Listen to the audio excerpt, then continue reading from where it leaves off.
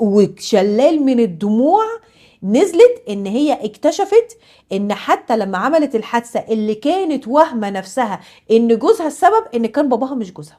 واحدة بتقول ان ابوها وامها، ابوها بيأمر وامها بتلبي، ما بتقولش لا خالص، لا تعترض. فالبيت ده لو فيه ولد وبنت نشأوا، فالولد نشأ ان ما ينفعش تكسري كلمة الراجل، والبنت نشأت ان هي لازم تلبي رغبات الاب والاخ. طب ما هو هنا ده انا مديهم تعريف الاحترام او تعريف ده غلط. أزمة سن منتصف العمر مم. هتلاقي أغلب اللي بيمروا بيهم اللي اتجوزوا بدري.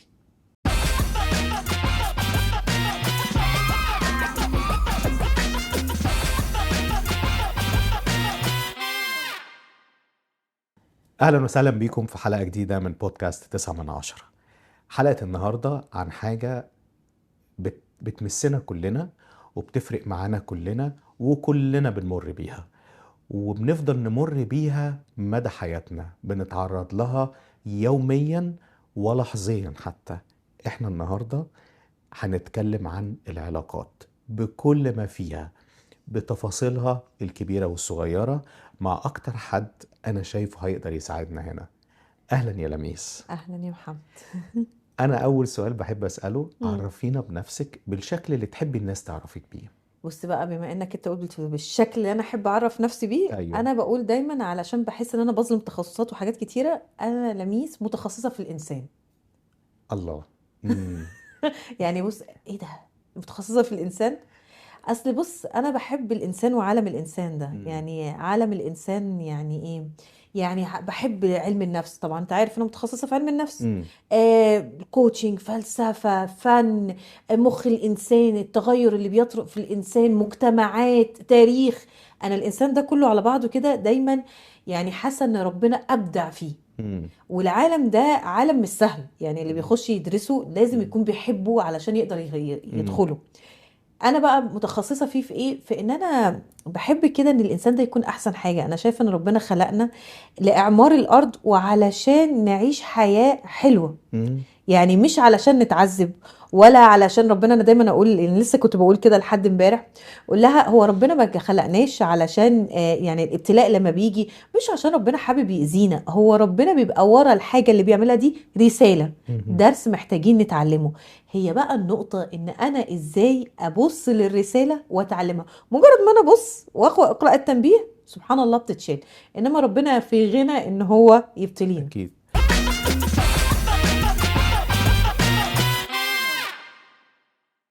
لميس، بحر علم الإنسان كبير، ده حقيقي. وأعتقد كل ما بنغرف منه وناخد منه بتبقى جعان اكتر. حقيقي. صح. وأنا حتى كل ما بقعد، أنا يعني بحب أقرأ في الإنسان جدا، أقعد أقرأ كتير، وكل ما أقرأ أحس إن أنا تايه أكتر. ترو.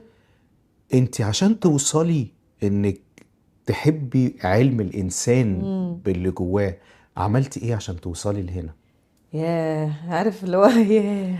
نفس ونبدأ من الأول. ياه. بص، انا بدأت رحلتي في اول حاجة في الانسان في الاتش ار. اوكي، انا قعدت وما زلت، يعني انا لسه بدي كورسات وحاجات في الاتش ار، بس ده اول تخصص ليا. كنت بدرس انا من، او نبدأ من الاول. انا من وانا صغيرة وانا بحب قوي اقرا المجلات. فاكر بقى كل الاسره وزهره الخليج والكلام ده كله؟ كنت اول ما افتح فيه 3 حاجات كده معينه بتشدني، وسبحان الله لقيت ان انا اللي بعمل ال3 حاجات ما دلوقتي. شاء الله. الاستشارات الاسريه والنفسيه، اوكي، فاشن، اوكي، وتالت حاجة الحاجات اللي هي الديكوريشن ومش عارف والارت والكرافت والحاجات دي التلات حاجات اللي كانت دايما تشدني. بدأت أقرأ في المجلات، بالذات إن بابايا كان صحفي ومتخصص قوي إعلامي والكلام ده كله، فكنت إيه يعني أنا قارئة. يعني إحنا عايشين في بيت أصلا مكاتب موجودة جاهزة لإحسان عبد القدوس ونجلاء فتحي، عارف أنت، ودول أصلا زمايله، فيعني أنا متربية على إيد الناس دي. لغايه ما انا تقريبا لسه بقول، كنت قلتها حتى لسه في لقاء قريب من سنه كده، وانا بنقل حاجتي لقيت فيه عندنا كتاب عندي انا في بيتنا مريض نفسي. الكتاب ده يا محمد كنت بقراه وانا عندي كام سنه؟ كام سنة؟ 8 سنين يا محمد. ياه. ده انا اكتشفت ان انا كنت في العالم ده من بدري قوي.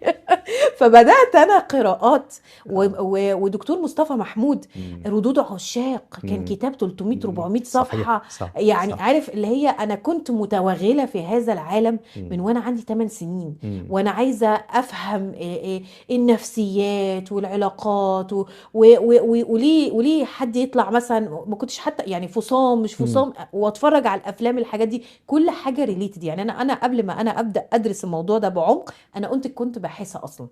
مم. يعني كنت باحثه وقارئه، وكنت اصلا من الحاجات كمان اللي اتاكد كده ان انا لما درست في الثانويه العامه انا الوحيده اللي جبت في علم النفس 100%. في اللي هو بيتنا مريض نفسي في لازم بيتنا. تجيبي 100%. فبدأت عندي العالم ده، انا كقارئة وباحثة وبدرس دبلومات وحاجات والكلام ده كله جنب شغلي، ده كان اول حاجة ومن قبل شغلي.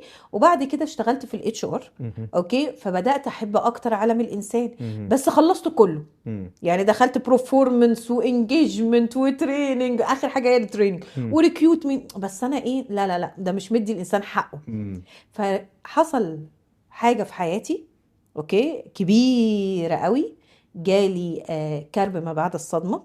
مم. اوكي، ديبريشن سيفير.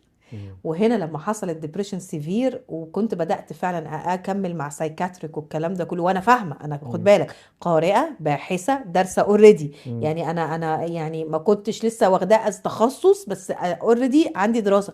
فانا عارفه، بس في دينايل بقى مم. جوايا ان انا مم. انا عارفه ان انا في اكتئاب، مم. بس انا عندي مقاومه. وده اللي بيبقى بقى اللي بيحصل معانا العقل اللاواعي والواعي لما مم. بيقعدوا يتخانقوا جوه يتخانقوا مع ويحصل بعض. كونفليكت بالظبط. صحيح. فانا حاسه لاني واروح ل8 دكاتره مختلفين باعراض مختلفه، وكله يقول لي حاجه واحده بس، دي نفسيه.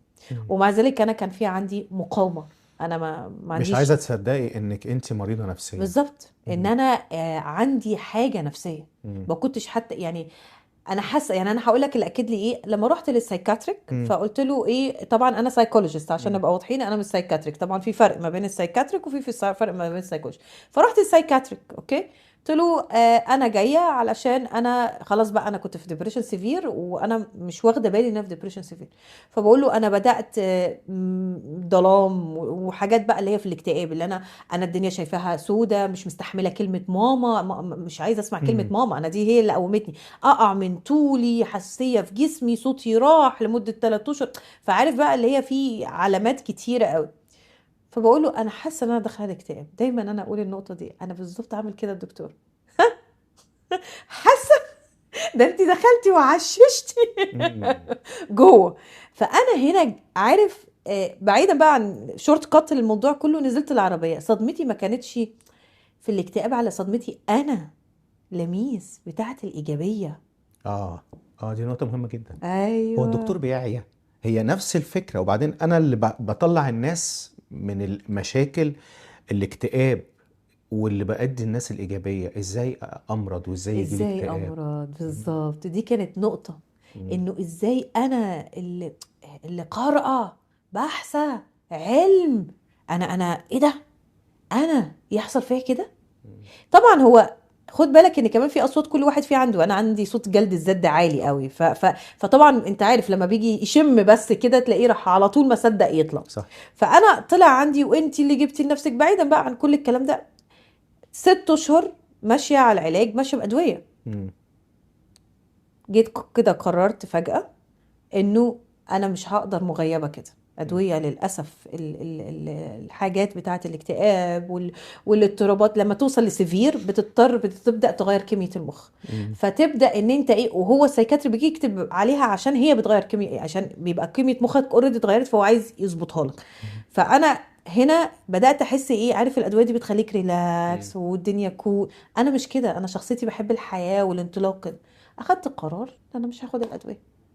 كلمت السايكاتريك قلت له كذا، قال لي لا ما ينفعش، ده دواء مزمن. قلت له معلش. وطبعا انا ما بقولش حد يعمل كده، طبعا انا ده علشان طبعا في علم ودراسه طبعا. وقريت وبحثت وحتى والكلام ده كله. لما جيتي تعملي كده عشان الناس تبقى فاهمة، وعشان احنا بنتكلم هنا كتير في علم النفس، انت رجعتي للدكتور، ايوه ما جيتيش بالظبط. وقفتي مع نفسك، لا وانا لا انصح لا اي حد انه يوقف طبعا اي طبعا دواء هو بياخده لوحده. طبعا دي مم. لان ليه اعراض جانبيه، انا علشان طبعا. دارسه وفاهمه وعارفه، فانا عارفه الاعراض الجانبيه. وحتى ساعتها انا فاكره كويس قوي قلت لجوزي وولادي الوقت ده مم. انا ههلوس، لان هي من مم. اعراضه كانت ان في هلوسه بقى، طبعا. وابدا ان انا يتهيأ لي حاجات وكده. فده اسبوعين انا محتاجاكم تستحملوني علشان بعد كده ترتاحوا. مم. وفعلا خدت التجربه دي وبدات بقى اكمل بنهم مم. دراسه علم النفس. مم.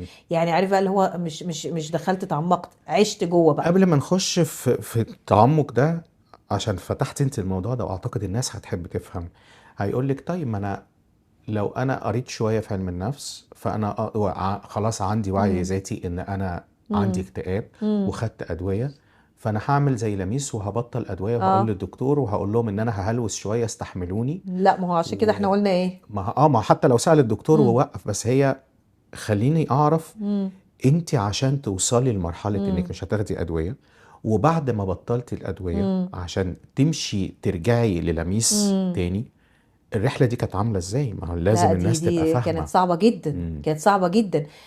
صعبة جدا. وخد بالك في نقطة مهمة لازم أنا أقولها، مهم. إنه اللي حصل معايا ممكن ما يحصلش لنسبة 80%. ليه؟ أنا دي حاجة عرفتها بعد كده وأنا بدرس بكمل دراساتي من دكتور من الدكاترة المشرفين عني، إن أنا جيت قلت له انا لما بعمل مثلا بيتعمل لي، لان انا لازم يكون عليها سوبرفيجن او كده، يقولوا لي انت مش محتاجانا، انت بتكلمي نفسك وكده. فقلت له هو ده بيحصل في العادي؟ قال لي لميس، مم. هم نسبة 20% في العالم مم. كله اللي يقدروا يعالجوا نفسهم، مم. وانت منهم. مم. يعني احنا مش اي حد يقدر. خد بالك مش دايما يقول لك باب النجار مخلع واللي مش مم. عارف ايه. مم. فعلا في اغلب الناس ما بتقدرش تكيور. يعني يقول لك انا بسمع الناس كلها بس مش عارفه احل مشاكلي. مم. انا من الناس اللي نادره اللي ربنا خالقهم مم. ان هم يقدروا يعالجوا نفسهم. مم. خد بالك دي مش قاعده، عشان دي لازم نحط 50,000 خط، عشان انت زي ما انت قلت دي نقطة. موضوع ان انت تبطل ادويه. انا دلوقتي لا، لازم امشي مع الشخص وهو بيبطل ادويه ومعاه سايكاتريك عشان يلاحظ الجرعات، وانا كسايكولوجيست عشان اساعده بحاجات معينه اللي انا بقول صحيح. لك عليها بقى، اللي انت سالتها. ازاي حصلت الرحله دي؟ اي. الرحله دي حصلت بصعوبه جدا. مم. اوكي، اول حاجه اراده. مم. انا اشتغلت في حاجه مهمه جدا، انا اشتغلت بس ما كنتش عارفه ساعتها الكلام ده. انا بعد كده يعني عرفت انا ايه اللي انا عملته. بس انا هقوله من ورا لقدام. انا بعدين لما درست الكوتشنج ودرست، انا طبعا درست سايكولوجي بس زودت عليه الكوتشنج.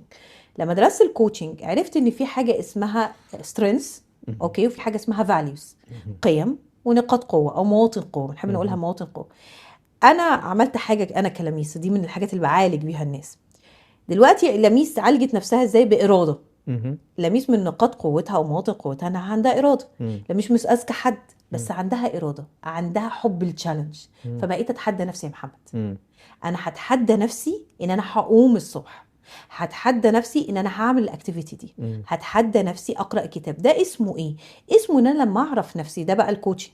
لما اعرف نفسي واعرف شخصيتي، اعرف البيهيفير انديكيتور بتاعتي، بيرسوناليتي انديكيتور بتاعتي، قيمي، مواطن قوتي، اقدر ان انا اعمل حاجه جديده اللي هي بقى من البوزيتيف سايكولوجي، من علم النفس الايجابي. ان مم. انا اقدر اعمل ايه؟ اعمل الويل بينج بتاعتي، فارفع هرمونات السعاده، فخلي مخي ينتج هو هرمونات السعاده، فيحارب هرمونات التوتر. ده لو انت قاعدة في أوضة من الزجاج المقفول عليكي بدون أي عوامل أو مؤثرات خارجية بتيجي عليكي، امم إيجابية بتساعدك، سلبية أكيد مش هتساعدك امم بدون كوميونتي حواليكي. لكن اللي انت بتحكيه، انت ممكن تقومي من النوم الصبح النهاردة امم بمنتهى الإيجابية وانت عندك الإرادة، بس بيجيلك أي مؤثر خارجي امم في الوقت اللي انت كنت فيه ده امم كان قصاد أو جاي يتحدى امم إرادتك، امم انت كنت بتعدي ده ازاي؟ هقول لك كنت بعدي ازاي. انت قلت مؤثر خارجي، صح؟ مم. طب علميا مؤثر خارجي تأثيره عليك 30%، وانت تأثيرك على نفسك بتفكيرك 40%. مين اللي اقوى؟ ال 40%. ال 40%. امال ال 30 اللي فاضله راحت فين؟ يعني ال 30 30 اللي و40. فاضله بقى الجيناتيك ووراثيه وحاجات عوامل اخرى بقى. اه. يعني احنا كل واحد فينا عشان تبقى عارف متربي في عيله او طالع، مم. كل عيله عندها روتس لمرض معين. اوكي. يعني احنا عيلتنا روتس مرض الاكتئاب. مم. اوكي، مثلا ممكن انت روتس القلق، مم. حد تاني مثلا التوتر. مم. فكل واحد فينا على الروتس دي مم. موجوده مم. في كل عيله في الدنيا. مفيش حد زيرو، احنا مم. اصلا كلنا معروفين ان احنا واقفين على 5 هو رقم الاعتدال النفسي اوكي. في حياه الانسان اللي يعتبر سليم نفسيا. مفيش اوكي. زيرو دي اه. زيرو. ليه؟ لان انت من 0 ل 13 انت مريت باحداث وحاجات انت مش مسؤول عنها، اه. فتحطت في الكور بليف والليميت بليف، وبقت موضوع طويل فعقلنا كده الباطن كلها موجودة دلوقتي. موجوده. فانت اي حاجه بقى تطلع شراره تريجر، هي هنا اللي بيظهر. اوكي. فانت اوريدي خلينا متفقين ان كل واحد فينا عنده جذور اوكي لاي مرض نفسي. مهم. اوكي، في بقى ناس عندها ممكن توصل لاضطراب اضطراب شخصيه، مهم. اللي هو بقى سايكوباتي ونرجسي والكلام ده كله، دي موضوع تاني.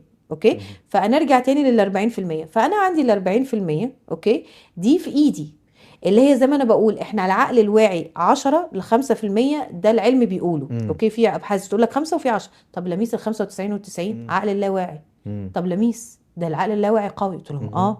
بس العقل الواعي كمان اقوى. مم. يعني ايه ال 10%؟ قلت له الاراده، مم. القوه.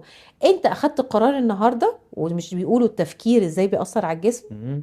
مش بيقول لك الاغاني بتاثر على الجسم، مم. مش وروا لك التجربه على التلج وقالوا لك شوف قول لها كلام سلبي وقول لها كلام ايجابي وشوف اتاثر ازاي.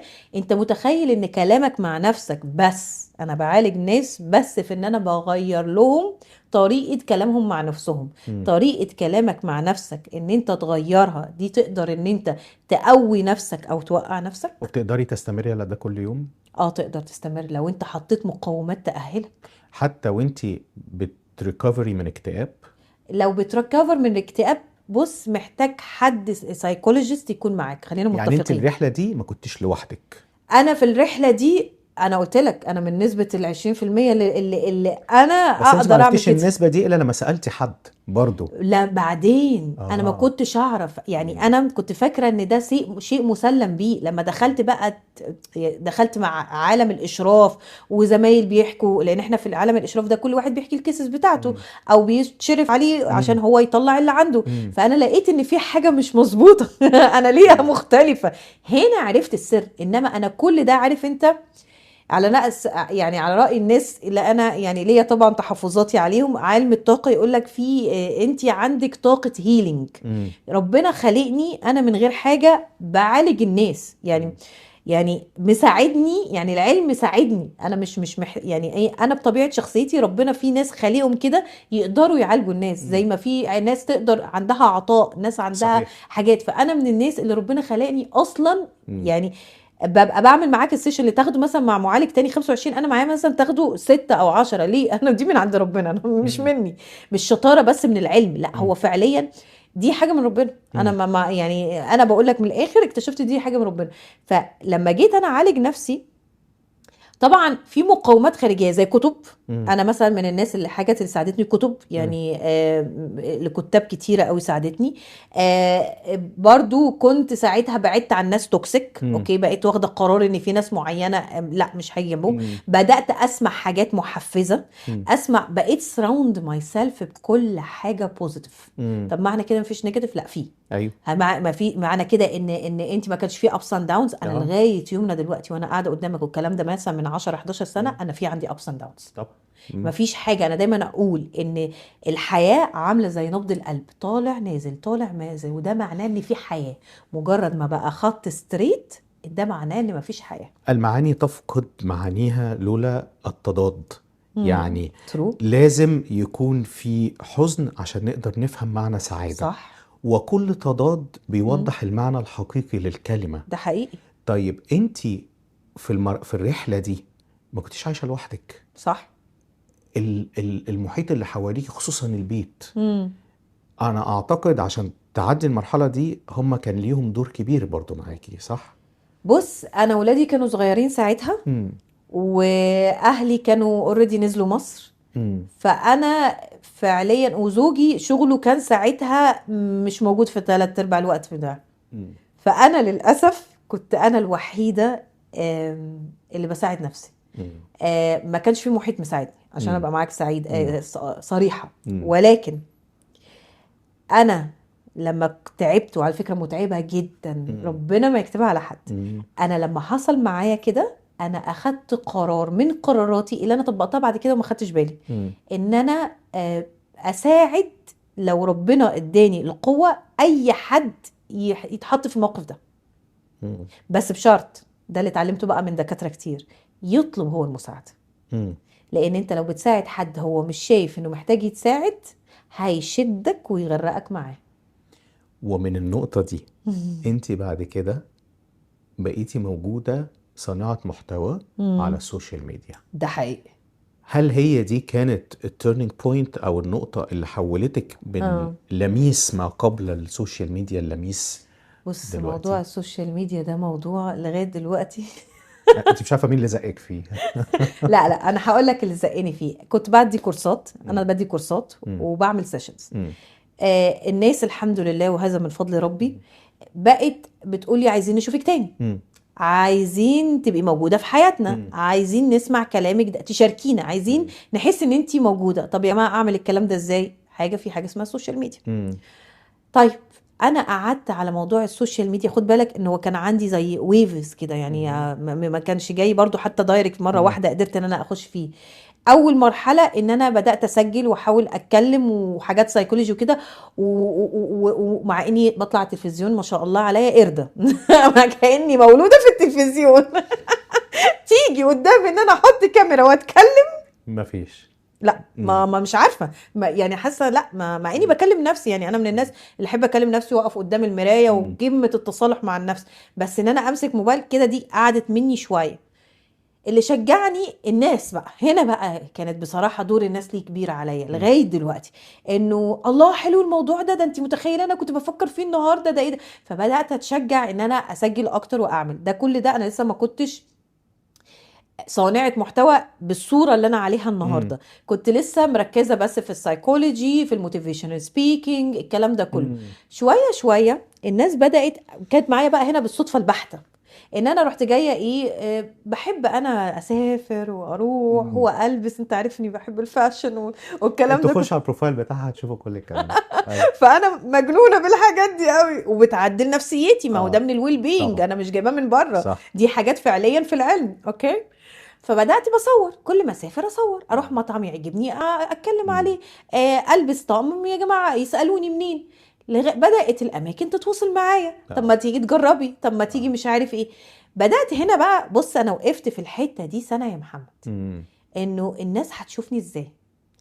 شوف بقى الجادجمنتال اللي الناس للاسف عليكي. ايوه الناس للاسف، انا ما بحكمش وما بحبش احكم، وشايفه ان ده مش حق اصلا لينا، لان انا دايما اقول دع الخلق للخالق، ده رب العالمين اللي بيقول لنا، ربنا بيحاسبنا بالنوايا، احنا مين عشان نحاسب بالسلوك؟ فده عندي مبدأ. بس مع ذلك قلت الناس هتشوفني ازاي؟ هتقولك دي اتجنت، هتقولك دي مالهاش حاجه، كل شويه تتنطق. وفعلا شفت شويه انتقادات كده فعليا، اكيد طبعا. انه انت كل شويه تعملي حاجه، بس كنت مصره لغايه في الاخر قررت قرار، انا هعمل المحتوى، اي حاجه هقدمها بما اول حاجه يرضيني، حط بقى 50,000 عشان الموضوع ده ما بيعجبش براندز كتيره وحاجات كده، يرضيني، اشوف وراها رساله، الاقي فعلا ان هي مفيده للناس اللي بتتابعني، واخر حاجه اربطها بالنفسيه، اديهم احساسي الحقيقي اللي انا وانا بلبسها او انا بجربها او انا بعيشها او انا بعملها، فعلا موصله الاحساس. وفعلا مشيت، وبقيت حتى اروح في اماكن يقولوا لي، الاقي الناس عارفاني، ايه ده دكتور لميس؟ ايوه اهلا، انت المحتوى بتاعك خطير، اول واحده نشوف ان هي عامله محتوى بطريقه نفسيه. فدي كانت بالنسبه لي نجاح، وبحاول ليه؟ لان هي حياتنا لا تخلو من ذلك يا محمد. صح يعني صح الالوان في اللبس بتاثر. صح. انا هقول لك كان عندي ريتريت اول امبارح، وهقول لك ازاي ان الالوان حتى في اللبس بتاثر على النفسيه. كان في واحده لابسه بينك، اوكي هم هيسمعوني بعد كده، واحده لابسه بينك، واحده لابسه بيربل، وواحده كانت لابسه بلو اللي هو توركواز. عملوا على الارت اللي هم كانوا بيعملوه نفس الالوان اللي هم لابسينها. عملوا ايه؟ عملوا حاجه كده على الكلاي، لونوها بنفس اللون اللي لابسينه. ده صدفه؟ ما اتطلبش منهم؟ انا بوري لك قوه الانكونشس مايند. شايف العقل اللاواعي؟ هي لا واعي اختارت اللون ده، لا واعي عبرت عنه في الرسم. طب ده ليه معنى؟ انت قولي لي بقى. اقول لك مم. ليه معنى طبعا. مم. لما بنلبس مش فجأة تلاقي دولابك بقى لون واحد او ستايل معين، ماشي. تحصل صح؟ ماشي. ممكن ساعات لو واحد مش مركز، اوكي. لو واحد مش مركز يعني ممكن الناس اللي هتسمعني هتاخد بالها من النقطة دي. تلاقي فجأة سيبك من الستايل، لان اغلب في ناس عند صحيح. الالوان هتلاقي نفسك ملت اللون معين، فجأة الدولاب بقى بيج.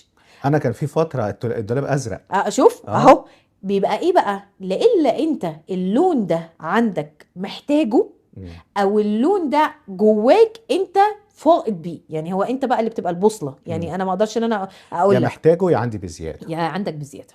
فهنا بقى اللي كانوا لابسين كده نفس الحاجه، هم كانوا محتاجين الاحساس ده او اللون ده، واللون ده بيبقى ليه معنى. كل لون ده موضوع تاني بقى، كل لون ليه معنى، لإلا هم عندهم وبيفيض منهم.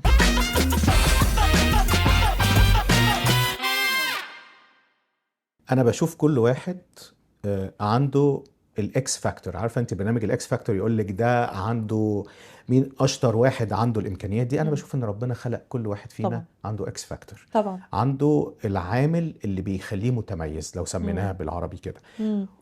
لكن مش كل الناس بتعرف تطلع الاكس فاكتور للاسف بقى ده الاغلب. بالظبط.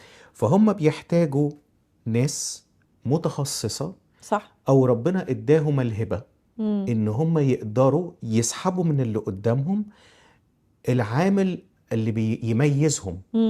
وهنا للأسف ان في ناس يقولك انا ربنا خلقني امكانياتي محدودة. ما فيش حد امكانياته محدودة، لا ما فيش حاجة كده. ولكن انت اللي مش قادر تشوف امكانياتك اللي جوه ومكتفي باللي موجود بره. وهنا انا اللي اطلب منهم ان روحوا للمتخصص اللي يقدر يطلع الامكانيات، لان انا متأكد انكم قبل الزيارة هتبقوا شخص وبعد الزيارة هتبقوا شخص تاني خالص. والله بيبقى الحل يا محمد، في ناس بتيجي في جلسة بس ان هي سمعت نفسها. يعني انت شوف بقى، مش بس بقى عرفوا نفسهم، سمعت نفسها. يعني في جلسات، انا في جلسة مرة واحدة لسه كانت معايا من اسبوع، قالت بتتكلم انا متضايقه كذا كذا كذا كذا. فهم احنا بنقول حاجات احنا ما بنبقاش واخدين بالها، وهنا بيبقى الكوتش او الثيرابي هو اللي سمعك، لان احنا من التولز بتاعتنا listening. فقالت كذا كذا ومش عارفه. قلت لها انا سمعتك بتقولي كذا كذا كذا كذا. صح. قلت لها هو مش ده حل الحاجه اللي انت فيها؟ صح كده. في بقى حقيقي انا قلت كده. انت مش مصدقه في حد. يعني انا بقولك بس استماعك ان حد متخصص يخليك، لان احنا في حاجه اسمها رابور. يعني انا ببقى انعكاسك، فاهمني؟ فمجرد حد بيسمعك اوكي متخصص، طبعا متخصص وكمان متخصص يعني عشان كمان في ناس كتير بتطلع تقول انا فلان او فلانه. ما هي دي نقطه مهمه تانية. فبس يبقى حد، وانا بقول دايما word of mouth. سيبكم من كل الاعلانات. انت لو دخلت صفحتي شفت عندي اعلان بقول ان انا بعمل سيشنز؟ لا ما بعمل، ما ولا انا عايشه على الورد اوف ماوث. و I am very satisfied. الورد اوف ماوث اللي هي السمعه، يعني ايوه السمعه بالظبط. السمعه وخبره الناس، ان الناس بتقول لبعض انا كذا فكذا. خد، وانا بنصح الناس كده دايما، روحوا لحد هو اوريدي حد راح معاه.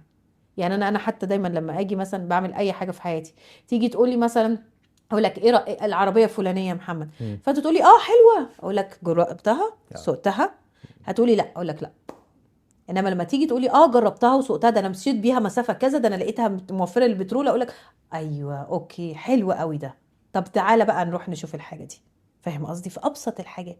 مش بس ان انا عن الناس، من الناس اللي على السوشيال ميديا، ومش المفروض اقول كده، بس انا بقول كده لان انا همي الانسان تاني اكتر من الشهره والكلام ده. ما تجروش ورا البروباجندا والكلام اللي من بره، اجروا ورا اللي هيساعدكم حقيقي بالظبط، واللي اتثقوا عن طريق ناس تانية برضو جربت حقيقي، ناس جربت.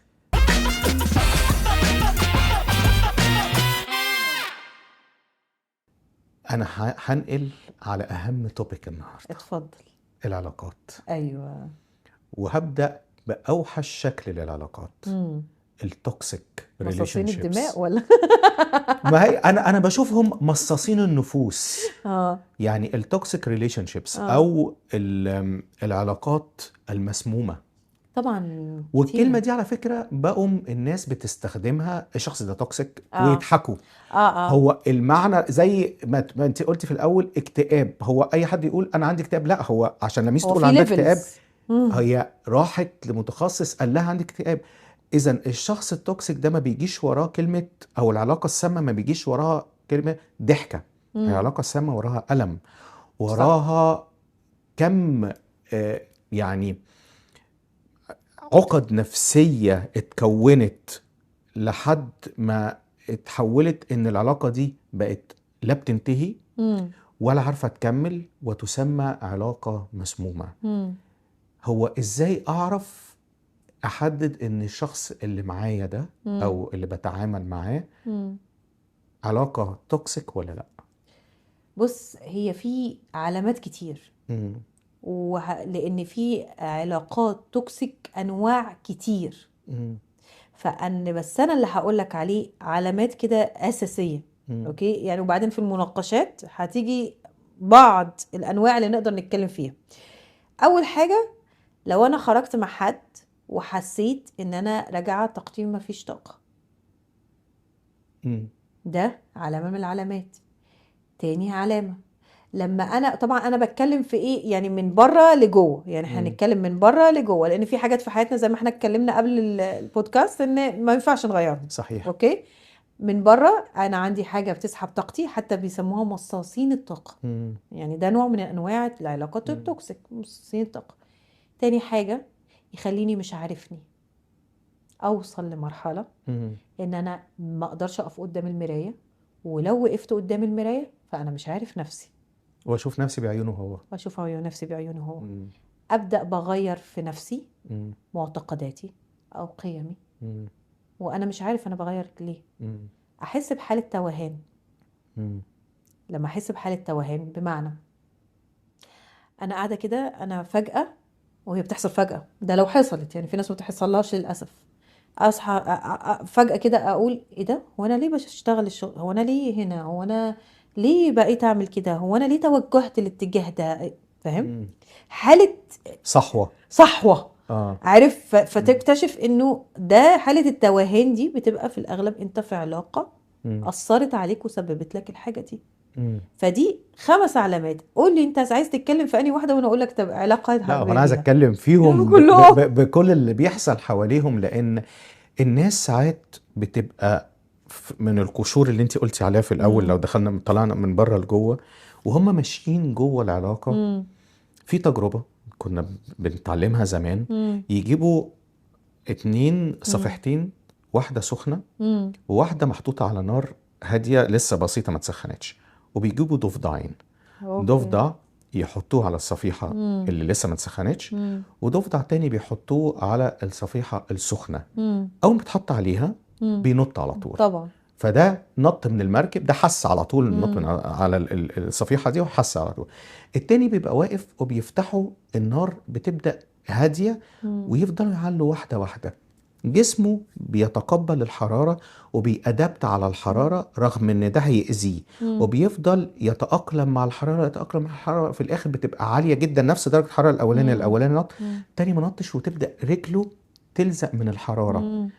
ده هو بيتأذي، مم. بس هو الأمور بياخده واحدة واحدة زي مم. الإدمان. مم. طب ما هي العلاقة التوكسيك دي إدمان برضو، إزاي أنا من اه. الأول أقدر أحدد قبل ما أخش في الصحوة؟ لأن أنا لو دخلت في الصحوة مم. هيبقى ساعات الخروج منها صعب جدا. ازاي احدد؟ هي النقطة ان هي محتاجة اول حاجة وعي. خد بالك ان اغلب الكلاينتس اللي عندي لما بيجولي بيبقى عندهم لسه 1% وعي. عشان كده جايلك. صح.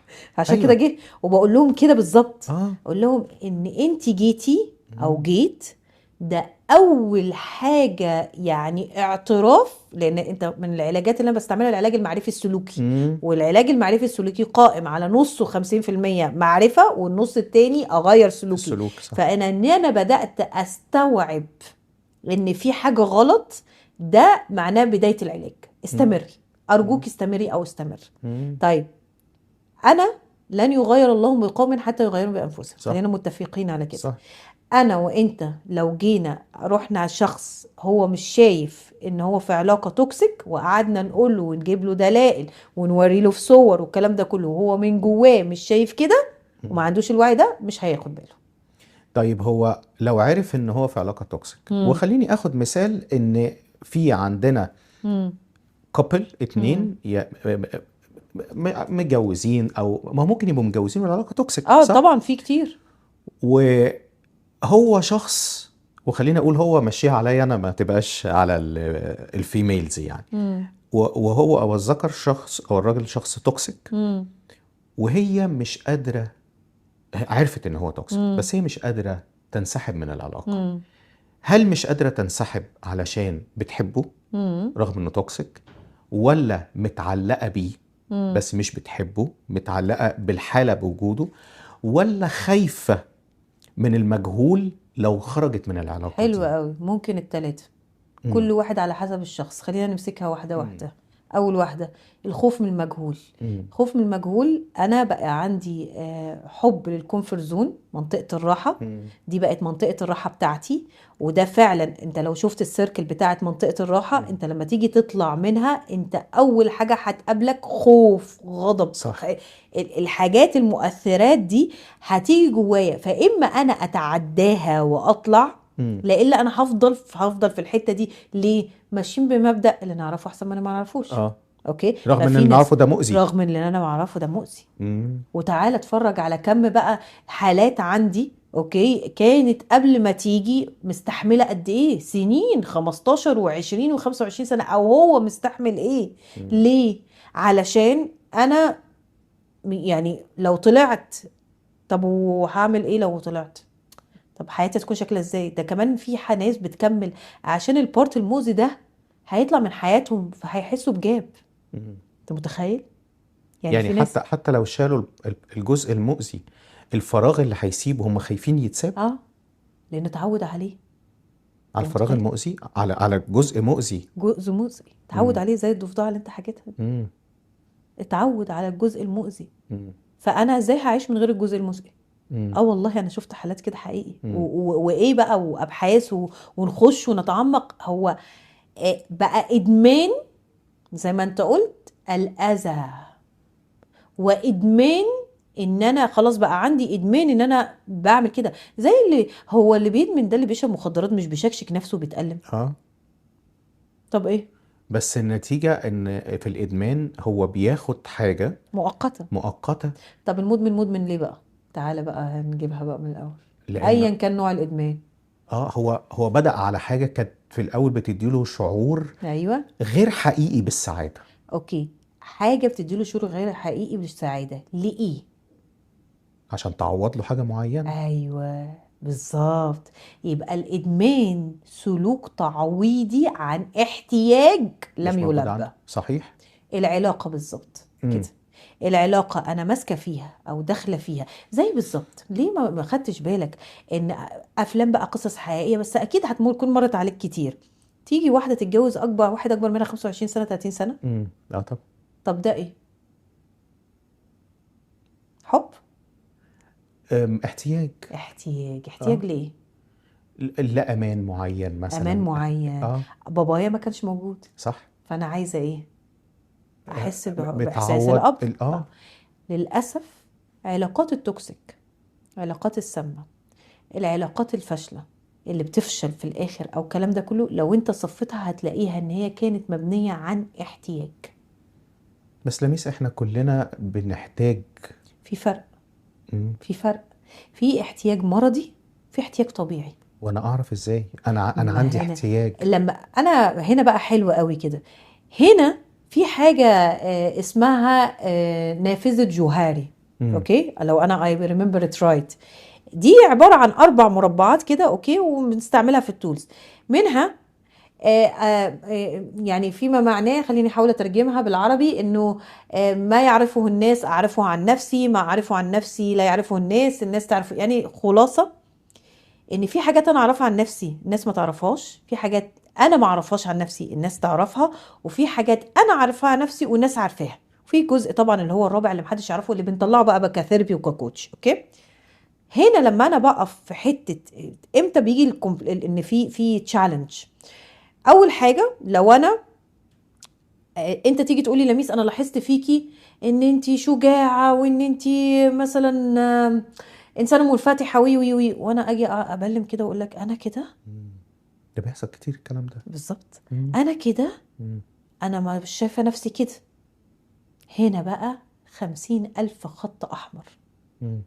هنا انا مش شايفه نفسي، انا اللي بعرفني نفسي الناس. انا عايزه اوصلك نقطه معينه بعيدا عن الطول الجميله دي، ان ايه، ان الناس لما تتكرر حاجه معينه اقول لك يا محمد انت مش صبور، وتسمع من صاحبك ده انت مش صبور، انت مش عارف ايه، انت ده كله بيبقى وورنينج ليك. ما هو صح. مش معقوله، اصل مش الكل متفق عليه. صح. بيقولوا حاجه انا هنا، وخد بالك انا عرفت حاجات كتيره قوي عن نفسي واكتشفتها حلوه ومش حلوه بالطريقه دي مم. من الناس.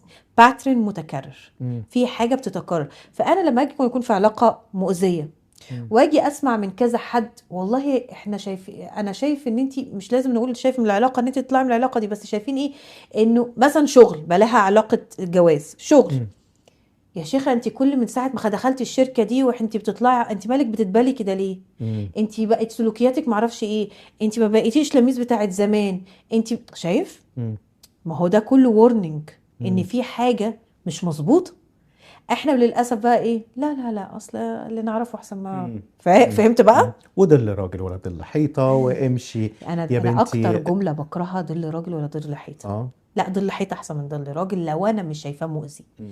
لان بقى في نقطه بقى يمكن دي بقى مهمه قوي ان احنا نقولها النهارده. لو انت صبرتي او انت صبرت على علاقه عامله كده، فانت مش بتاذي نفسك بس، مم. بعيد عن ان انت هتتحاسب على اذيه نفسك، انت بتاذي جيل وراك. صح.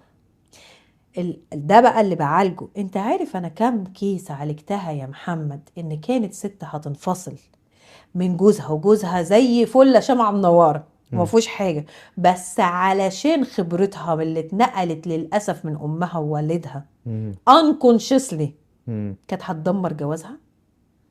يعني هي جاية بسبب عقدة نفسية معينة، خبرة هي واخداها. أنا هقولك على كيس بالظبط. مم.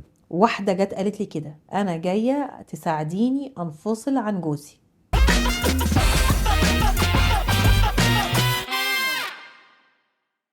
قلت لها طيب ماشي، قبل ما انا نيجي ننفصل، انا ده اسلوبي، انا ما ضد، مش ضد الانفصال، انا لازم يعني اخلي اللي قدامي افتح له كل الورق، اه. اساعده يفتح كل الورق عشان هو يشوف مم. اذا كان، لان انا ببقى عارفه ان هم في دماغهم حاجه والحقيقه حاجه تانية ساعات، مش شرط كله. مم.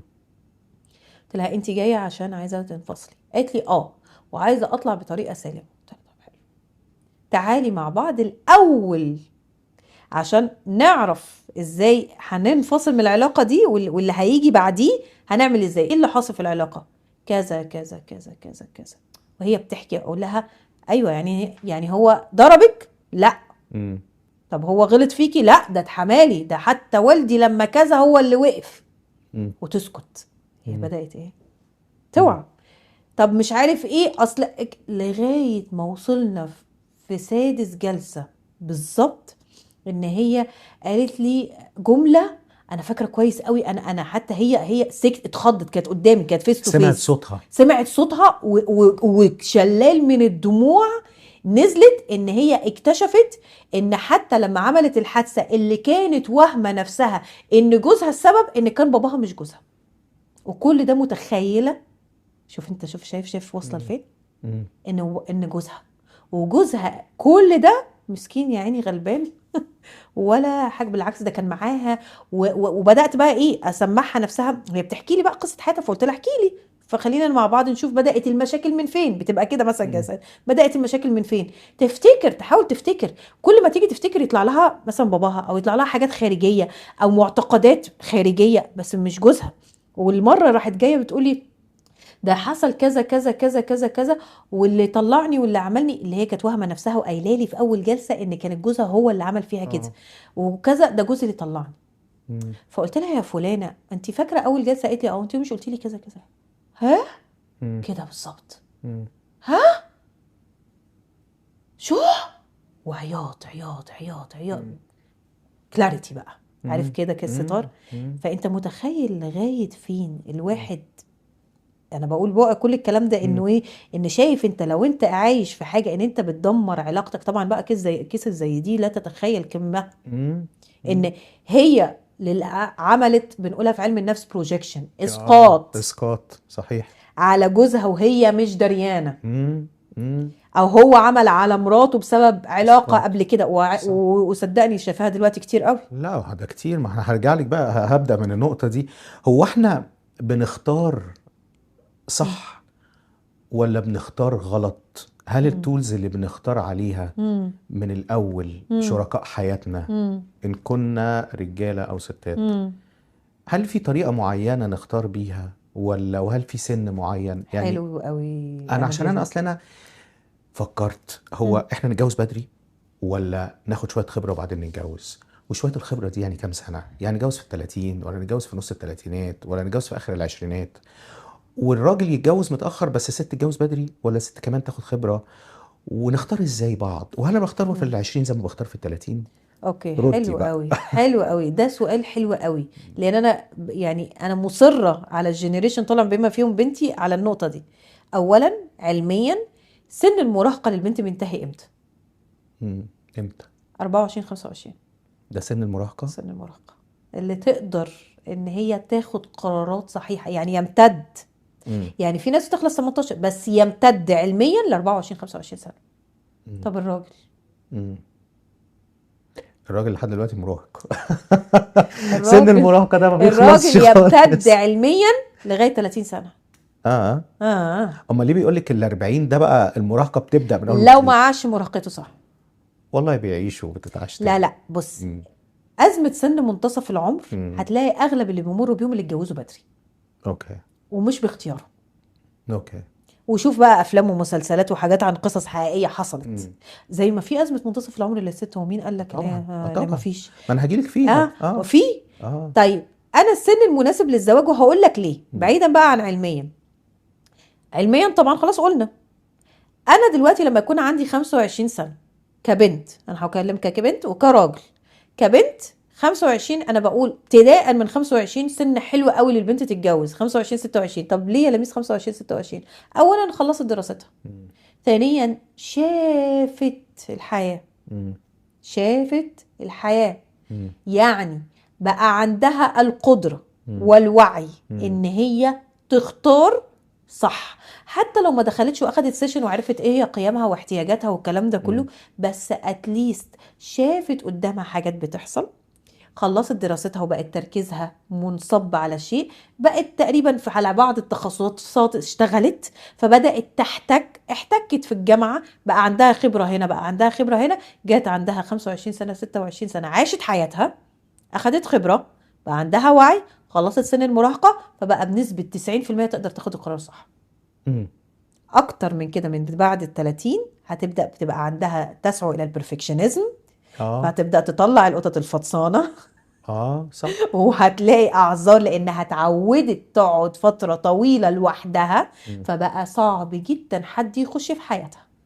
او صعب حد يملى التشيك ليست بتاعتها. بالظبط. وبقت مم. خلاص مغنيه نفسها. انا كام جمله، وفي ناس كتير اعرفهم بنات يعني كانوا في سني لما كنت صغيره في الثلاثينات. طبعا كده ان انا تقريبا تعرف سني انت لما كنت صغيرة لو انت عايزاني اقول لك كده لما حديدي. كنت في الثلاثينات، اه.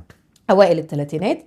كنت ساعتها في كتير اعرفهم في سنهم خلاص. لو اعرفهم دلوقتي في سني بقى في اوائل الاربعينات، مم. اوكي، ما اتجوزوش لغايه دلوقتي. ليه؟ انا مش مستعديه. هيعمل لي ايه؟ هيضيف لي اه. ايه؟ اه. فالكتر يعني البنت بعد بقى يعني من 25 30 حلو قوي، ده مم. بيرفكت ناويه تتجوز. الراجل بقى من 30 ل 35. مم. ليه؟ هو اشتغل وجرب وعاش حياته اللي هو عايز يعيشها وشاف وعمل وقدر يكون نفسه. فبدأ يعرف. وبعدين ايه؟ عاش هنا بقى. ده اللي هيخليك ايه لما تيجي في أزمة منتصف العمر بتاعت سن ال40 دي، مش هتمر بيها. لو مريت بيها تبقى بسيطة. انا لسه في ليه؟ الهاني مون، ما انا متجوز عندي اي 35، انا لسه. بالظبط. اولا انا اتجوزت وانا كبير، مم. اوكي، فبقى عندي انا عشت حياتي. يعني انت عايز تعيش اكتر من كده ايه؟ مم. والبنت برضو عاشت حياتها. فانت فاهم اللي بيبقى للاسف اتجوز وانا شفتها حتى في عيلتي، اللي بيتجوز وهو بدري اوكي بيجي على السن بعد كده، ما هو معاش، ما هو دي مرحلة في العمر مطلوبة ان هي تتعاش. بس هيقول لك احنا برضو عايزين يبقى الفرق العمري بيننا وبين اولادنا مش كبير. ما عادش، ما احنا اه. بقينا في عالم واعي دلوقتي. انا بنت اختي عندها 9 سنين مم. هتخضني انا وانت بتتكلم عن ليفل مم. في مصل وهراكي وبنتناقش مع بعض. لا، مم. مم. مش الجنريشن ده ايامي وايامك، مم. او ايام اللي قبلينا، صح. مم. انما انا دلوقتي علشان خليت انا اتجوزه مثلا عندي 20 21 سنه، مم. فعلا الجاب اللي ما بيني وبين بنتي مش مم. كبير، فقادره ان انا يعني اتماشى معاها. مم. بس دلوقتي احنا عندنا جنريشن مخيف مم. مرعب، فاهمني؟ مم. عندهم وعي من هم. انا عندي بنت صاحبتي انتمتي ما شاء الله عليها، كنا نازلين من كام تسال اسئله، مامتها بتيجي تسالني عشان انا طبعا في اه. تخصصي. عندها 12 سنه مم. بتتكلم كلام، انا وهنا في العربيه معاها بتناقش. 12 سنه والله 22 سنه قاعده معايا. العالم مفتوح قدامهم فبيبدأوا يشوفوا بفكرة بالظبط. مختلفة. مم. فما بقتش دي خالص النقطه. ده كان بقول لك ايامي وايامك وايام قبلنا، انما دلوقتي لا. كل ما انت عشت السن بتاعك صح، لان ده علميا وخبراتيا اغلب نسب الطلاق، طبعا الطلاق لاسباب كتيره، بس اغلب نسب الطلاق الناس اتجوزت بدري. مم. يعني كتير قوي اللي اتغصبوا على الجواز لانهم بدري فما لحقوش، هم عارفين فجأة تجيلهم الصحة.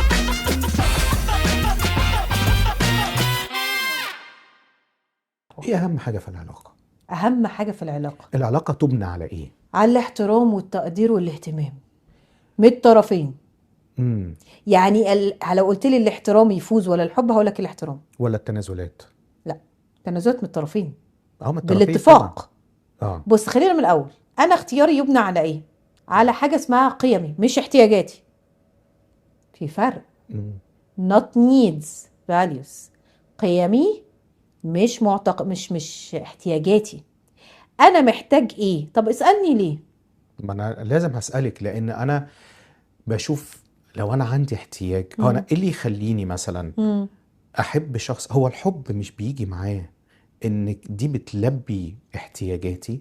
حلو، هو ده بقى الحب اللي هيخلص. ليه هي الاحتياجات هتخلص؟ هقول لك بقى. مم. طبعا. طبعا. ليه ما شفتش علاقة بعد كده، بعد ما هي مثلا احتياج ان هي تبقى في مستوى معين، مم. وصلت المستوى ده مم. مش بتبدله. اه. احتياج ان هي كانت عايزة اطفال معينة مم. وجابتهم، مش بتسيبه. لا بس او العكس. بس دي برضو احتياجات. انا يمكن انا قصدي مش هتكونش احتياجات مادية، ولكن انا بتكلم على احتياجات احتياجات نفسية. نفسية. طيب، احتياج نفسي، احتياجي للأمان مم. مثلا. مثلا. اوكي، انا عندي مشكلة، طلعت في بيت ما حدش حاسة بالأمان، اه. فانت اديتني الأمان صح. في العلاقة. صح. اوكي، انا بقى خلاص اشتغلت شغل اداني الأمان برضو. الشغل بيروح.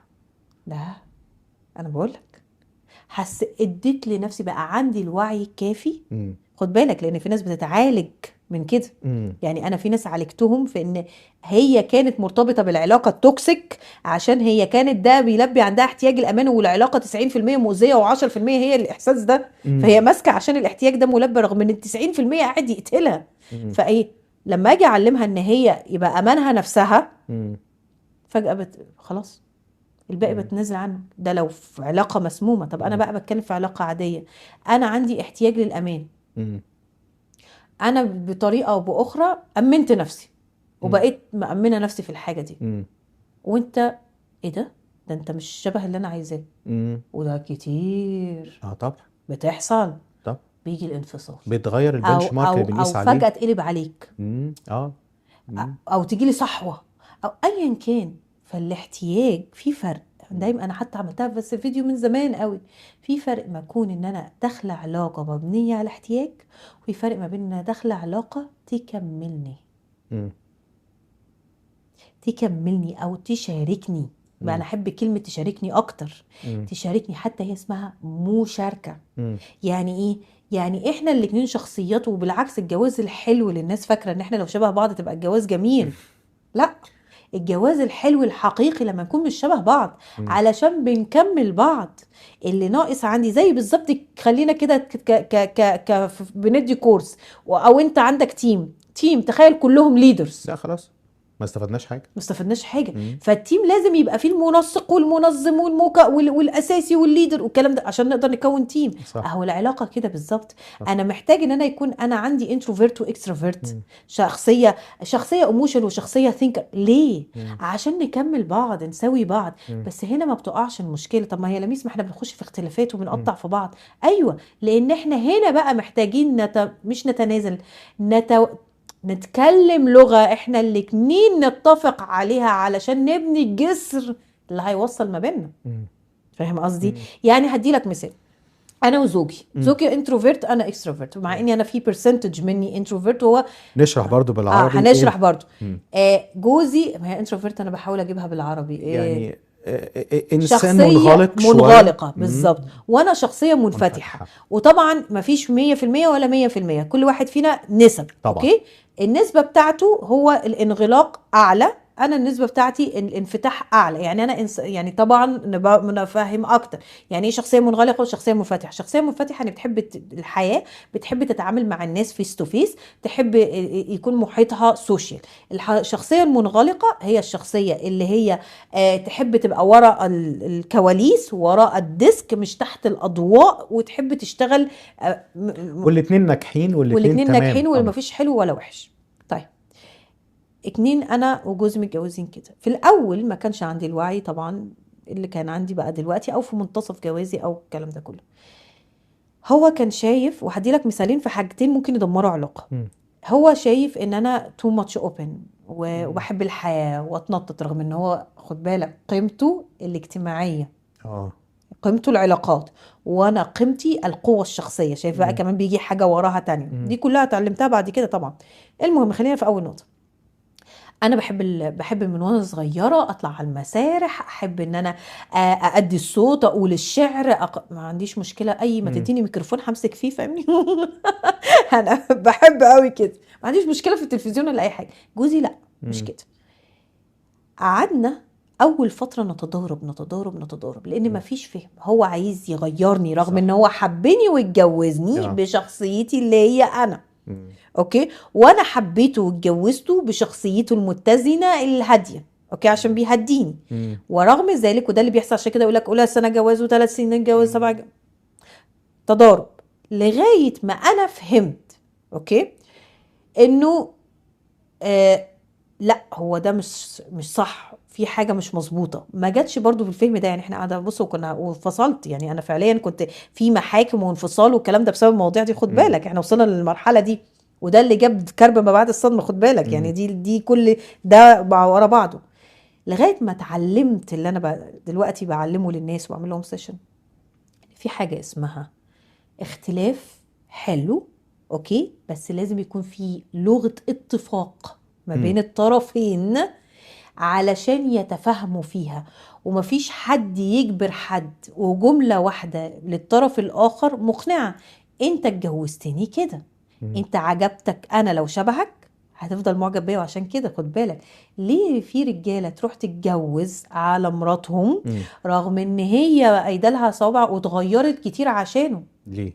علشان انت اتغيرتي عشانه، انت بقيتي شبهه. ايه اللي انترستنج في الموضوع؟ ولو ما اتغيرتش، ما هو في بيتجوزوا برضه. لا، ده حاجة تانية بقى. في رجالة بصباصة. في احنا بنتكلم على الحالات المتزنة. اوكي، يعني احنا بنتكلم انه دلوقتي في رجالة بصباصة، في رجالة وبايمة من اول الجواز. ما تجيش واحدة تيجي تقول لي ان انا جوزي هيتوب، هو اصله كان بيعاكس وبصباص ومش عارف ايه بعد الجواز. لا، ما لا، عشان نبقى واضحين. لا، الا من رحب الله ربي يعني. بس لا، اللي فيه طبع مدمن زي بالظبط اللي مدمن شرب او ايا كان الادمان. المدمن ملهوش علاج، ليه علاج. بس هل انت تعالى، لان انا دارسه الادمان وشغال، يعني كنت شغاله فيه بس وقفت، ما بحبش الحته دي. بس هل الادمان احنا بنعالجه فبيبقى 100%؟ لا طبعا. لو اتحط قدامه واتحط معاه في محيط يشجع ده، هيرجع له تاني. تمام. هو بالظبط كده. اي حد شخصيته كده، يعني شخصيته بصباص هيفضل بصباص. ما تجيش تقولي لي ان انا هغير. لا، في فرق ما بين بيحب يبص، في فرق ان هو بصباص وبتاع ستات. في مش هنخش في الحتة دي، بس مم. دي فرق. مم. فنرجع تاني. فانا دلوقتي لو انا من الاول العلاقة واضحة عندي، طيب العلاقة لو انا جيت اخترت السؤال بقى الاولاني بتاعك، اختار على اي اساس؟ اختار على اساس قيمي. مم. يعني ايه قيمي؟ يعني انا مثلا كلميس قيمي الاحترام، التقدير، مثلا الاهتمام. يبقى هو القيمة دي ليا انا ولا للي قدامي؟ بص، في قيم شخصية وفي قيم علاقات. اه يعني في حاجة اسمها قيمتي أنا قيمة شخصية أنا ما حدش يتجاوزها. اه وفي فرق، وفي حاجة مش فرق، في حاجة تانية اسمها قيمة علاقات. يعني إيه؟ يعني أنا أحب العلاقة دي يكون فيها القيمة الفلانية. انا احب العلاقة يكون فيها قيمة التفاهم والاحترام. شوف. دي اهم حاجة عندي. بالظبط. شوفي، لو انا بحب مين مم. والحب اللي بينا قائم بقاله سنين، ودخل قلة الاحترام في مم. الموضوع، مم. راح اي حب. طب أنا هقول لك على حاجة. مم. فاونديشن أي علاقة أو أساس أي علاقة الاحترام. مم. بحوثات اتعملت، مم. احترام يفوز، حب يفوز، احترام يفوز. مم. يعني انا ما بحبكش بس محترماك، وانت مم. مديني احترامي ومديني مكانتي وحدودي والباوندرز او حدودي او ايا كان مساحتي. اوكي، انا هتمسك بيك او هكمل في العلاقة دي. بس لو بتحبني وبتعدي حدودي ومتقدرنيش وما بتهتمش بيا، العلاقة مش هتكمل. مم. يعني الاحترام يفوز على الحب. مم. الحب الصحيح، مش الحب المرضي، الحب الصحيح اللي انا المفروض الحب يبقى صح. العلاقة الصحية مبنية على حب صحي، مبني على حد بحبه عشان بيحترمني وبيهتم بيا وبيقدرني. بس ساعات العلاقات بتنتهي وبيظل الاحترام. يبقى هل الاساس كان وقتها هل هي انتهت بسبب قلة احترام، او بسبب ان الاحترام مش انت موجود؟ ما قلت الاحترام انت قلت موجود. حاجة مم. انتهت ولسه الاحترام موجود، صح؟ مم. في حاجات تانية، عدم التفاهم. مم. احنا متفاهمين. انا شفت علاقات ناس يضرب بيها المثل، مم. انفصلوا مم. وناس محترمة، لا دخلت محاكم ولا دخلت قلت في بعض مم. ولا عملت اي حاجة من الحاجات دي. مم. باحترام نهوا العلاقة وما زال مبني، واصحاب وبيحترموا بعض وبيقابلوا بعض ومفيش اي حاجة. والناس تستغرب انتوا محترمين بعض لغاية دلوقتي. ايوه، بس في بوليت بوينتس او مم. نقاط معينة ما قدرناش نتفاهم فيها. ده قمة الاحترام، الاعتراف بالحاجة دي. حقيقي. ففين بقى ما فيش احترام؟ مم. لا، ده بالعكس. ما هو احنا قلنا مش فاكتور واحد، هو مم. مش احترام بس. قلت لك احترام اساسي العلاقات. لو انت درست اي حاجه وقرات اي حاجه في العلاقات، احترام، مم. تقدير، اهتمام. مم. دول 3 لا جدال فيهم. انا قيمي او قيمك تيجي ممكن تبقى تختلف في حاجات تانية بقى. ان انت مم. تقول مثلا ايه، المتعه مثلا، انا مثلا او الرفاهيه او مم. ايا كان. مم. بس العلاقه الصحيه، اي علاقه صحيه في العالم، مبنية على الاحترام، الاهتمام، تقدير. الاهتمام والتقدير شيء نسبي جدا ما بين الرجالة والستات. للأسف ما تربيناش على كده. ما فهي تربيناش على كده. بالظبط. وفي نفس الوقت انا التقدير بالنسبة لي مم. هو ان لما تيجي تتكلمي معايا لازم تعملي كذا كذا كذا مثلا. مم. والتقدير بالنسبة لها هي لا، انت لما تتكلم معايا او لما تيجي تعمل لي كذا انت المفروض تيجي. وكلمة مفروض دي بقى نحط عليها تحتها خطوط كتير. المفروض تعمل لي 1 2 3. مم. فاذا الفهم او مرادف كلمة التقدير والاهتمام والاحترام. مم. الاحترام ممكن نتفق الى مم. جزئيا فيه، مم. لكن جاي من البيوت، جاي من هم اتربوا ازاي. صح. انا طول عمري شايفة واحدة بتقول ان ابوها وامها، ابوها بيأمر وامها بتلبي، ما مم. بتقولش لا خالص، لا تعترض. مم. فالبيت ده لو فيه ولد وبنت نشأوا، مم. فالولد نشأ ان ما ينفعش تكسري كلمة الراجل، مم. والبنت نشأت ان هي لازم تلبي رغبات الاب والاخ. مم. وده اللي احنا كنا بنتكلم فيه مم. قبل التصوير. طب ما هو هنا ده انا مديهم تعريف الاحترام او التعريف ده غلط. شكرا، انت قلت نقطة مهمة. مم. انا عندي عايزة انبه على نقطتين قبل ما مم. انسى. اول حاجة انت بدأت بيها انه هي مثلا بتقول كذا في الاهتمام وانت المفروض تعمل كذا، وانت تقول مثلا كذا. في حاجة اسمها لغات الحب الخمس. ايه هي لغات الحب الخمسة؟ لغات الحب الخمسة على ما أتذكر، أول واحدة فيهم سيرفيس، يعني خدمة. في ناس بتحب تخدم، يعني لغة حبها إن هي تعبر عنها في إن هي تكون جدعة وتخدمك وقت ما تحتاجها. في ناس الجيفتنج، يعني يهدوك ما تلاقوهمش، ممكن ممكن تحتاجهم بس ما تلاقوهمش، بس تلاقيهم بعتين لك حاجة، فاكرينك، مش عارف ايه، ايا كان. اللغة الثالثة appreciation، ان في ناس بتحب تو appreciate، تلاقيهم يقولوا لك دايما شكرا، يقدروك، دايما يعني مقدرين الشيء اللي انت بتعمله لهم ويقدروك باللي انت عايزه. رابع واحدة احنا قلنا الهدايا، الخدمة، في الابريشيشن. في 2 تانيين على ما اتذكر. الابريشيشن اللي هو التقدير، الرابعة والخامسة في سيرفيس، وفي حاجة تانية الافرميشن، التوكيدات. بس دي انا بحاول افتكر ايه كانت تبعها. المهم ان هو كل واحد فينا هيفتكرهم وانا بتكلم. كل واحد فينا عنده لغة بيتكلم بيها.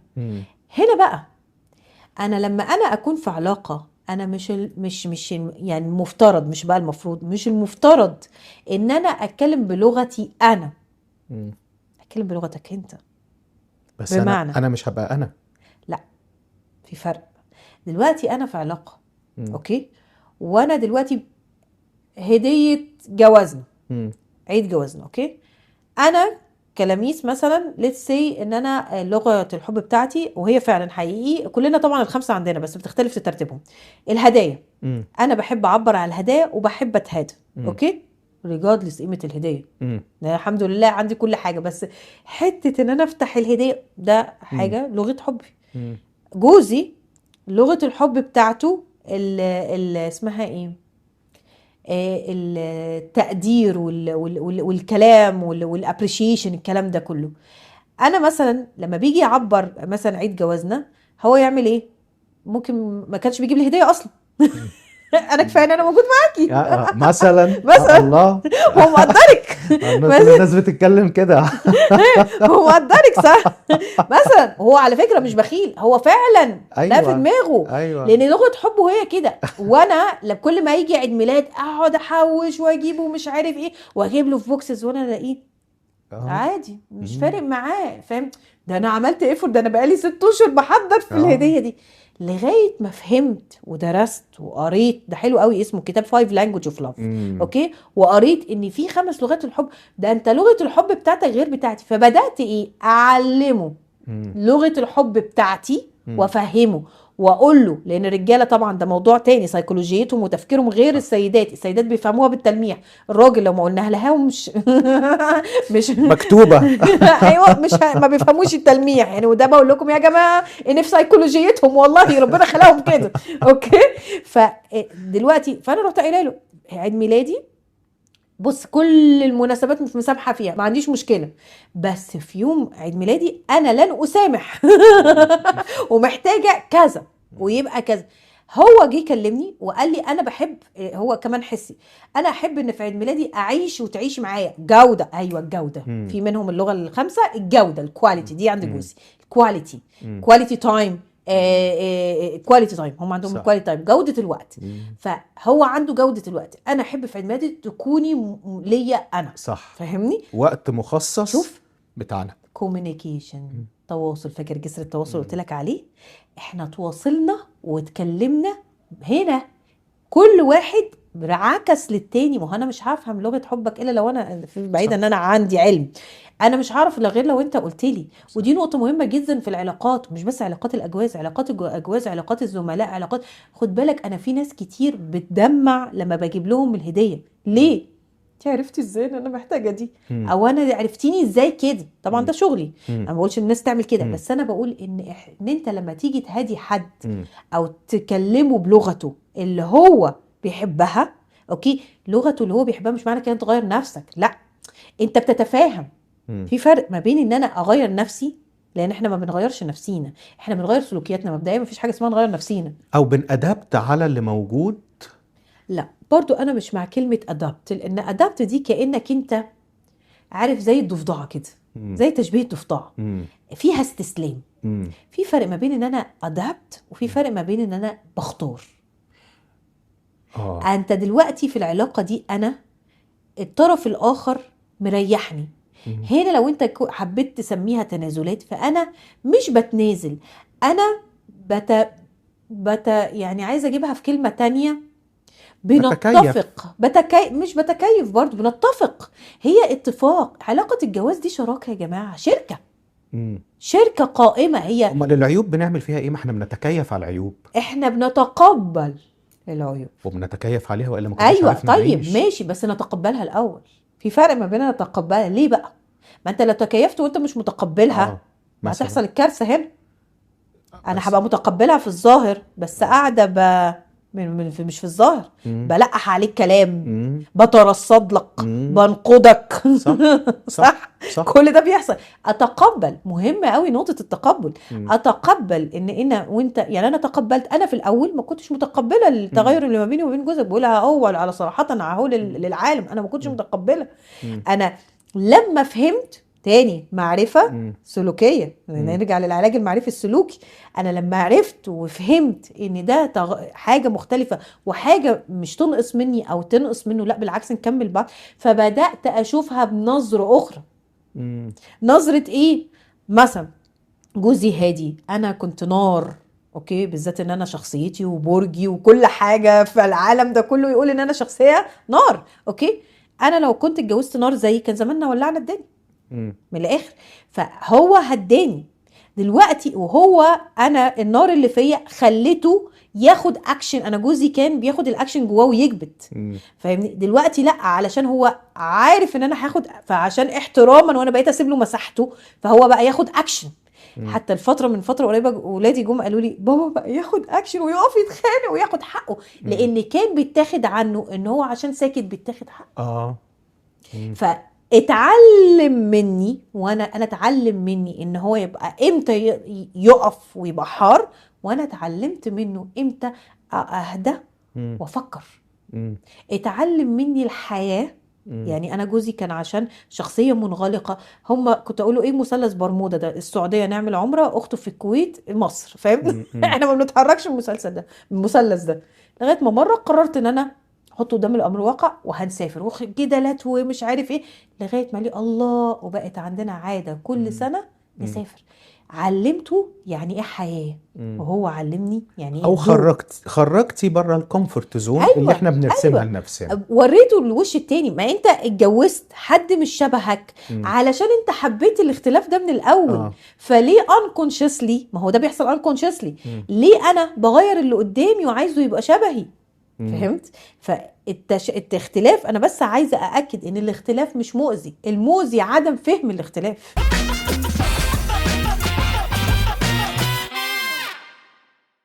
بس بنيجي بعد فترة او حتى في الاول بنقارن. والمقارنة دي غير منصفة تماما لأي من الطرفين. أنا جاي من بيت شفت أمي لو أنا راجل وليا أخت وشفت أختي وبيعملوا شكل معين في البيت، فأنا منتظر إن شريكة حياتي تبقى كده. وبعدين بتعرف على واحدة ما مشيش الحال، طلعت منها بحاجات اللي هو ما ينفعش تتعامل مع حد تاني. فاللي بيقع عليها اختياري في الآخر بتاخد بقى خبرتي بقى ويعيني عليها من كل اللي خدته، ما بين انك مش هتعملي 1 2 3 وهتعملي كذا كذا كذا وده وده وده، وبقارنك بقى بناس تانية. او بشوفك انت وانت قاعده مع صحباتك، ايه ده، دي صاحبتك دي ما فيهاش عيوب، انت ليه مش شبه فلانه وشبه. صح. والست برضو بتعمل نفس القصه. صح. ترو. جايه من بيت. طب احنا المقارنات دي ازاي يعني نحاول نتجنبها او نبعد عنها؟ طيب انت قلت حاجات كتيرة قوي على فكرة، نفسي اعقب على كل واحدة فيهم. فضل. بس هقول لك على اول حاجة ردا على المقارنة. انا دايما بقولها، هي المقارنة اصلا مشروعة؟ انا ما احسش ان المقارنه ده شيء محمود خالص. ده حقيقي. هو مش محمود. واول مقارنة حصلت في التاريخ هابيل وقابيل وهابيل. قبل هابيل وقابيل في الجنه. ابليس. صحيح. خلقته من طين وانا من نار. يسجد. مقارنة. صح. مقارنة. فربنا عمل فيه ايه؟ يبقى هل ده اصلا سلوك محمود؟ لا. هل هو سلوك اصلا بشري؟ هو واضح جاي منين. فهو اول حاجه عشان نبقى عارفينها كده، عشان في ناس بس اول الوعي بتحصل عندهم لما بيعرفوا كده ان اصلا ده شيء مش طبيعي ومش انساني، هو شيء ضد ال بيسموها ايه، البشريه. فانا مدخل من مداخل لعم شوشو، انا مسميه عم شوشو، مدخل من مداخل عم شوشو، اوكي، هي المقارنه.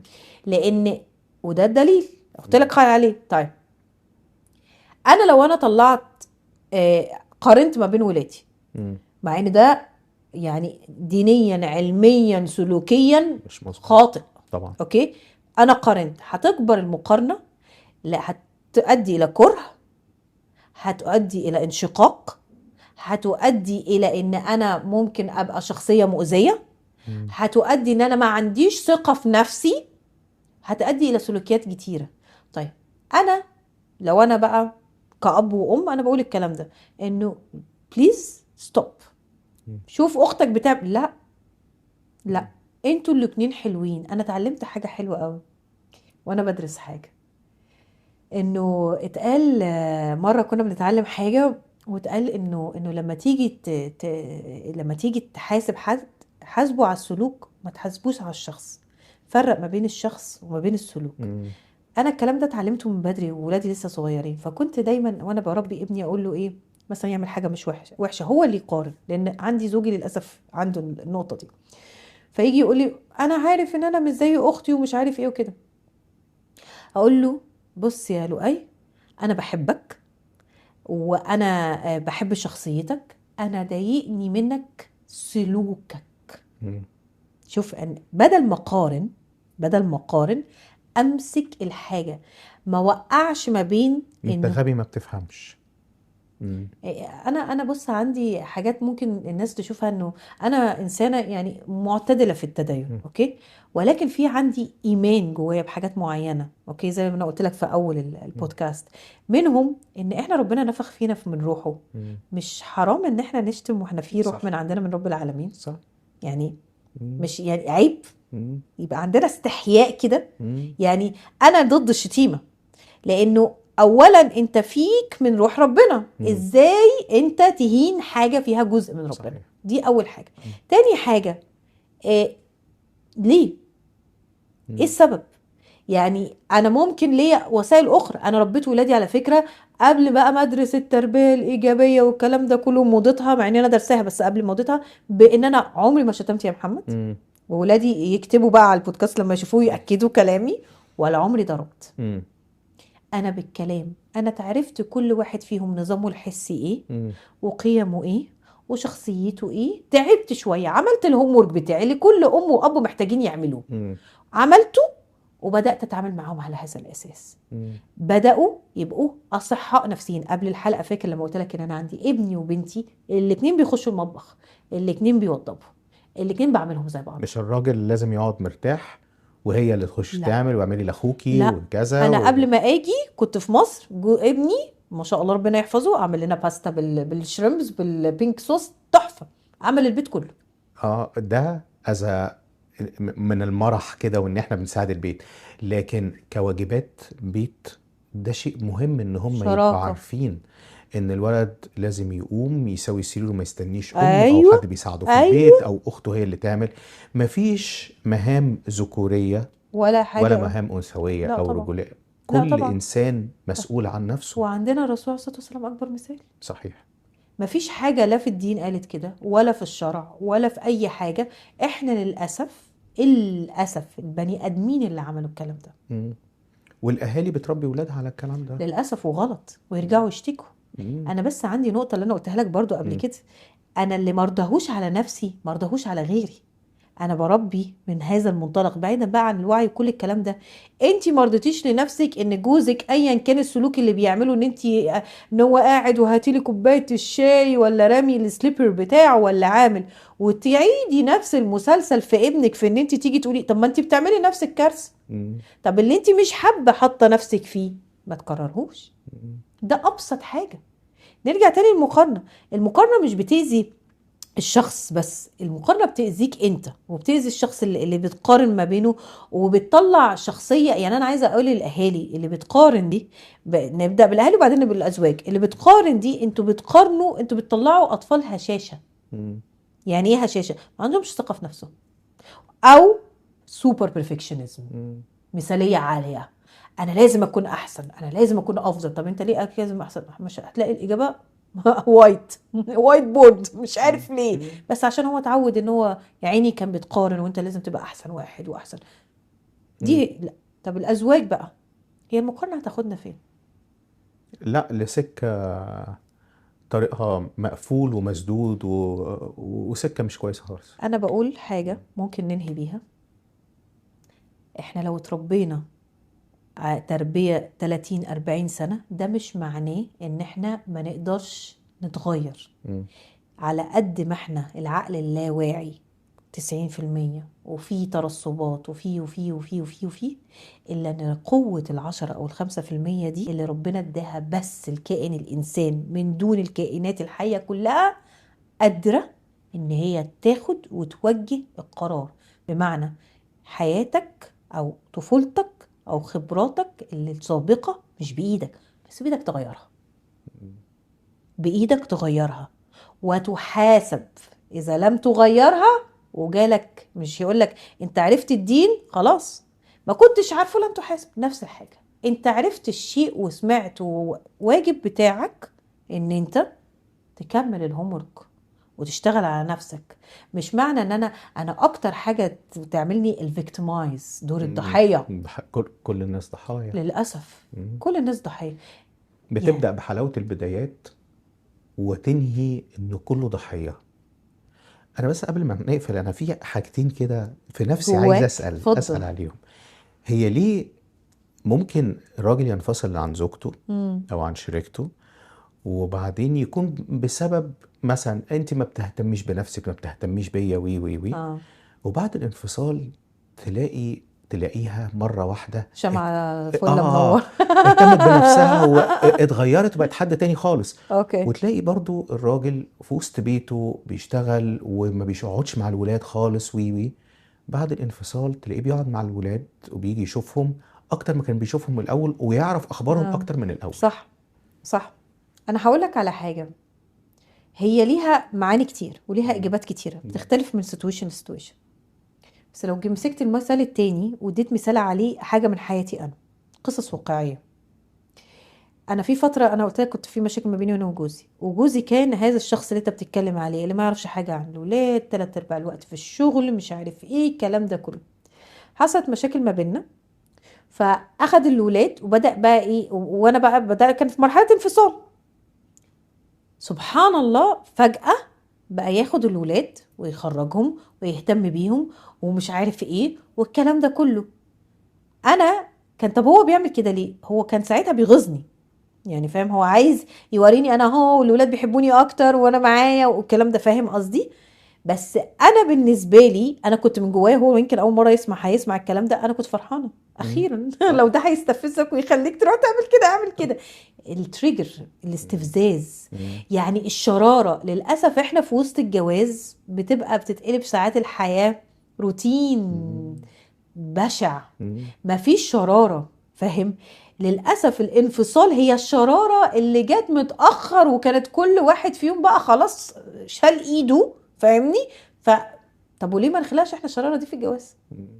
يعني انا عملت الشرارة دي مرة لما قلت لك ان انا كنا المثلث اللي كنت بكلم مم. معاك عليه ده، وبعدين رحت واخدة جوزي حجزت تايلاند وعملت كل حاجة وعملتها له مفاجأة، وهو ما يعرفش اي حاجة رغم مقاومته، ورغم ان انا عايزة اقول لك يعني كانت مشاكل كبيرة. بس كنت حاسة ان احنا في مرحلة ان احنا لو كملنا بالطريقة دي احنا هننفصل لا محالة. مم. فقررت ان انا اخد خطوة، مم. ورحت حجز ساعتها رحلتي في تايلاند، مم. رحلتنا في تايلاند.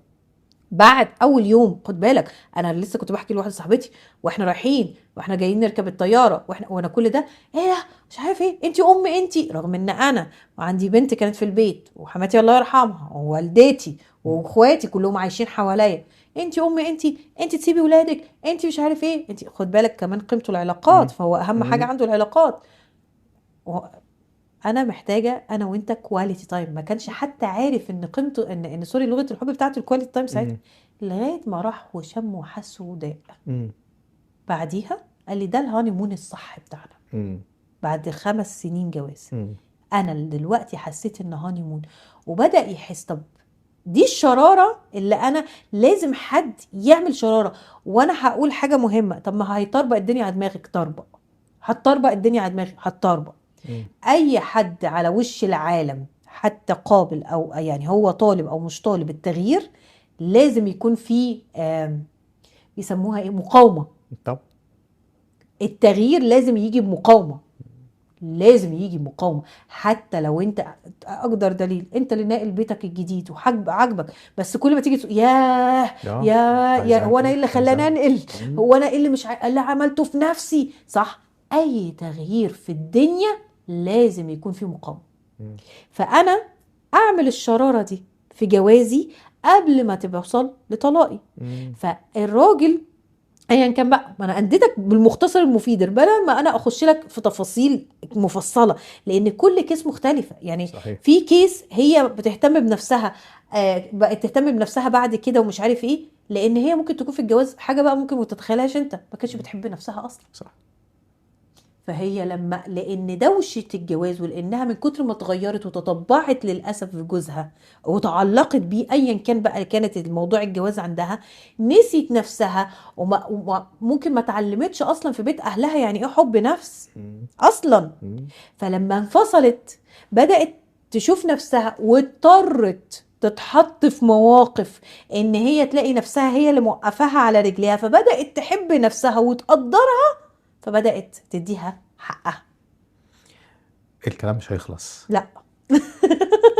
اخر سؤال بحب اساله دايما، انك تقولي حاجه بنسيبها للناس زي تيك هوم مسج، زي لاين كده نسيبه للناس يستفيدوا بيه ويفكروا فيه، يفضل عندهم فكره. انت عارفه ساعات انا بؤمن دايما ان ممكن نقابل ناس في حياتنا يقول لي كلمه ما انساهاش، ممكن اسمع انسى الراجل اسم اللي قال لي وشكله، بس ما انساش الجمله دي اللي قالها لي. ايه اللي ممكن تسيبيه قبل ما نختم؟ طب انا ردا على الحاجه دي وهقول لك جمله. اوكي.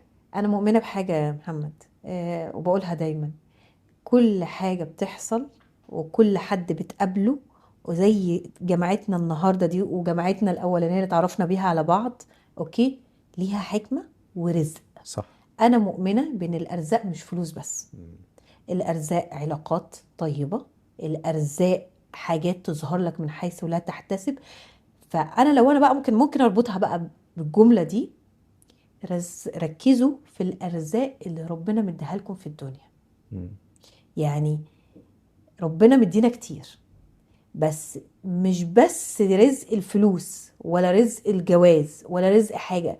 يعني كل يوم في حاجه في حياتك بتكون رزق ليك، معرفه شخص، ضحكه شخص.